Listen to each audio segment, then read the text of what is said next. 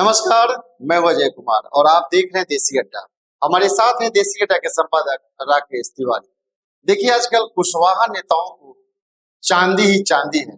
जहां एक तरफ इंडी गठबंधन कहे तो महागठबंधन नए नए प्रयोग कर रहे हैं कुशवाहा नेताओं को अपने खेमे में शामिल करने के लिए, वहीं दूसरी तरफ एनडीए गठबंधन भी कुशवाहा जो उनके आधार वोट हैं उनको प्रमोशन देने में लगी हुई है। अभी अभी ताजा खबर है कि उपेंद्र कुशवाहा भी राज्यसभा के लिए चुने जा रहे हैं और वहीं भगवान सिंह कुशवाहा को भी विधान परिषद के लिए भेजा जा रहा है। तो इन दोनों की लड़ाई में कुशवाहा नेताओं की जो चांदी है, आज इसी पर हम बात करेंगे देसी अड्डा के संपादक राकेश तिवारी से। तो आइए बात करते हैं और समझने का प्रयास करते हैं। राकेश जी नमस्कार। धन्यवाद आपको। आजकल कुशवाहा नेता बड़ी चांदी काट रहे हैं।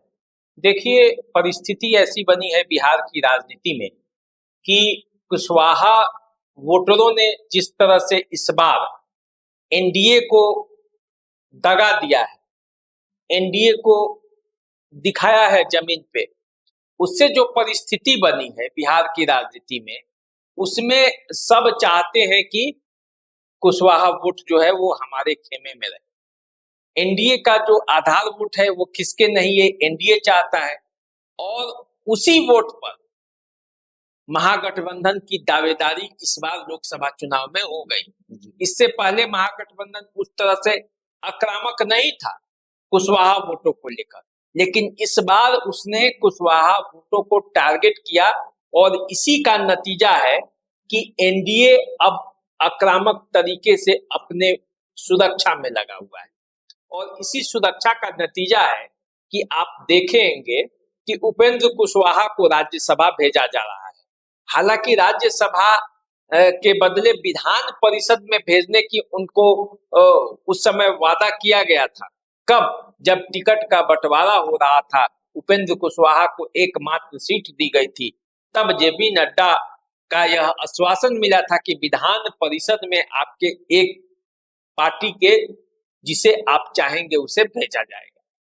तो अब परिस्थिति ऐसी बनी कि उपेंद्र कुशवाहा चुनाव हार गए और उन्हें खुद जरूरत पड़ी विधानसभा, विधान परिषद या लोकसभा, राज्यसभा में जाने की। तो अब वो राज्यसभा में उन्हें भेजा जाएगा। फाइनली ये ऐलान हो चुका है एनडीए के तरफ से। सम्राट चौधरी ने भी इसकी पुष्टि कर दी है और उपेंद्र कुशवाहा यकीन मानिए अब राज्यसभा में जाएंगे और हो सकता है कि प्रमोशन पाकर उन्हें आगे भविष्य में मंत्री भी बनाया जा सकता है। क्योंकि बिहार में जो चुनाव है 25 में, उसको लेकर ये जरूरी है कि कुशवाहा वोटरों में जो असंतोष है एनडीए को लेकर वो दूर किया जाए। अब देखिए ना, भगवान सिंह कुशवाहा जो जनता दल यू के नेता हैं, अभी पहले समता पार्टी के संस्थापक सदस्य रहे हैं और रोहतास, सासाराम, आरा, इस इलाके में, पूरे इलाके में उनकी एक पकड़ थी। यूं कहें तो मतलब जो भोजपुर इलाके का पूरा आरा, बक्सर, सासाराम, ये 3 जिला है, वहां कुशवाहा वोटरों में भगवान सिंह कुशवाहा की अच्छी खासी कभी पकड़ हुआ करती थी समता पार्टी के जमाने से। वे बीच में जनता दल यू से दूरी बना चुके थे।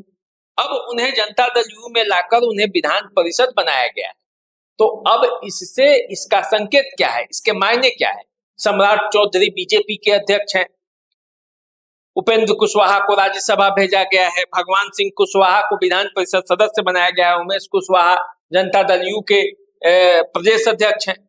तो अब इस तरह से देखा जाए तो कुशवाहा वोटरों पर छापेमारी कि एनडीए से छिटक के ये कहीं जाए नहीं। अब देखिए, आरजेडी की भी इसी तरह की दावेदारी है।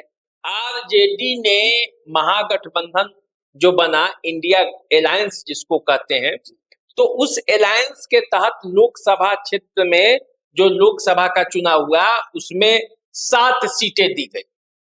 अब राजा राम कुशवाहा को काराकाट से सीट मिला, पटना साहिब से अंशुल अभिजीत थे, श्रवण कुशवाहा नवादा से थे, अभय कुशवाहा औरंगाबाद से, राजेश कुमार कुशवाहा पूर्वी चंपारण से, संजय कुमार खगड़िया से और आलोक मेहता उजियारपुर से। ये सभी के सभी कुशवाहा समुदाय से हैं। अब इसका नतीजा ये हुआ कि कुशवाहा समाज को लगा कि आरजेडी उन्हें तरजीह दे रही है, जबकि बीजेपी ने एक भी कुशवाहा को टिकट नहीं दिया था। उन्होंने प्रदेश अध्यक्ष जरूर कुशवाहा को रखा था और मुख्यमंत्री का चेहरा भी बनाया था, लेकिन कुशवाहा को अभी और चाहिए।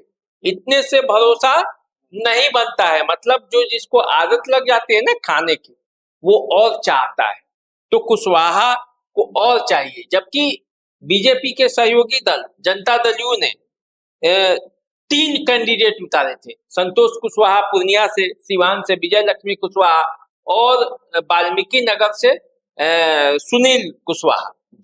इसके अलावा उपेंद्र कुशवाहा को भी टिकट दिया गया था। तो 4 candidate Janata Dal you BJP के एनडीए गठबंधन ने भी उतारे थे, लेकिन असंतोष का लहर जो हुआ और जिसका नतीजा लोकसभा चुनाव में कहीं ना कहीं थोड़ी बहुत सफलता जो मिली, उससे उत्साहित होकर आरजेडी ने, जो औरंगाबाद से उनके कुशवाहा प्रत्याशी जीते थे, पहली बार इतिहास भी बनाया था औरंगाबाद से अभय कुशवाहा, जिनके बारे में ये कहा जाता है कि औरंगाबाद में राजपूत जाति को छोड़कर कोई जीता नहीं है आज तक। पहली बार उस इतिहास को ब्रेक किया अभय कुशवाहा ने। तो लालू यादव ने भी कुशवाहा कार्ड खेल दिया और अभय कुशवाहा को आरजेडी संसदीय दल का नेता बनाया, जबकि सुरेंद्र प्रसाद यादव भी थे, मीसा भारती भी थी जो राजद सुप्रीमो लालू प्रसाद यादव की बड़ी पुत्री हैं। इसके अलावे आप देखेंगे तो अभय कुशवाहा थे और सुधाकर सिंह थे, इतने बड़े बड़े नेता थे उनके पास, लेकिन उन्होंने अभय कुशवाहा को आरजेडी संसदीय दल का नेता बनाया। इसका सीधा मतलब यह है कि लालू यादव ने कुशवाहा वोटों को टारगेट किया। अब यही बात जो है वो एनडीए के लिए घातक साबित होने ये बताएं राकेश जी कि लालू यादव का जो प्रयोग है कुशवाहा को लेकर, और उसमें जो लोकसभा चुनाव में उनको एक सफलता भी मिली है, और कैंडिडेट के हिसाब से भी देखा जाए तो लालू यादव ने 7 कुशवाहा को टिकट दिया, वही एनडीए 4 कुशवाहा को टिकट दिया। तो क्या एनडीए अब इस भूमिका में आ गई है कि कुशवाहा के वोटों को लालू यादव की तरफ नहीं जाने देना? यही तो उसकी रणनीति है कि कुशवाहा वोट जो है वो एनडीए के आधार वोट रहे हैं। 1994 में जब कुर्मी चेतना रैली हुई और नीतीश कुमार ने लालू यादव के खिलाफ विरोध का शंखनाद किया, उसके बाद शकुनी चौधरी और नीतीश कुमार, आप देखेंगे विशन पटेल, ये सब ने मिलकर एक लौकुश समीकरण बनाया, जिसमें कुर्मी और कुशवाहा को लौ और कुश मानकर उनके जो समाज के लोग हैं एकजुट होकर सत्ता में हिस्सेदारी के लिए लड़े। तो वही समीकरण बिखर जाएगा तो फिर राजकाज कैसे चलेगा। इसीलिए एनडीए हर कीमत पर चाहती है कि कुशवाहा वोट उनसे जाए नहीं, और महागठबंधन हर कीमत पर चाहता है कि वोटों में टूट हो ताकि तेजस्वी यादव को मुख्यमंत्री बनाया जा सके।